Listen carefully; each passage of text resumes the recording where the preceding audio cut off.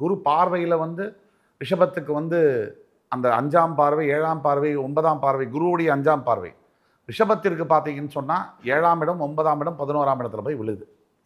So இந்த இடங்கள்லாம் பார்த்தீங்கன்னா திருமணம் முதல்ல 7 மணி திருமணத்தில் பார்க்கணும். அப்போ ரிஷபத்தில் என்னென்னா ஆல்ரெடி வந்து ரிஷபம் சந்திரன் உச்சம் பெறக்கூடிய இடம். லவ் இல்லாமல் ரிஷபம் இருக்க முடியாது, ரிஷபம் இல்லாமல் லவ் இருக்க முடியாது. அப்போ லவ் பண்ணக்கூடியவங்களுக்கு என்ன அடுத்தது? இந்த லவ் பண்ணுறவங்கள கல்யாணம் பண்ண முடியுமா? இதுதான் $1,000,000 கொஸ்டின். ஸோ இந்த கொஸ்டின் வந்து யார் பதில் சொல்கிறது?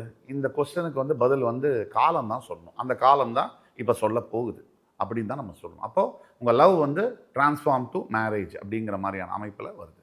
2 9ஆம் இடத்தை வந்து குரு பார்க்குறார் அப்படின்னா வீட்டில் இருக்கக்கூடிய உறவுகள், பிரிந்து போன சொந்தங்கள் எல்லாம் ஒன்று சேரக்கூடியது. அப்புறம் அப்பா அம்மா இவங்களுக்குள்ள பசங்களுக்குள்ள கெடுபடியாக சண்டைகள்லாம் நிறைய குடும்பத்தில் இன்றைக்கி அசாதாரணமாக இருக்குது.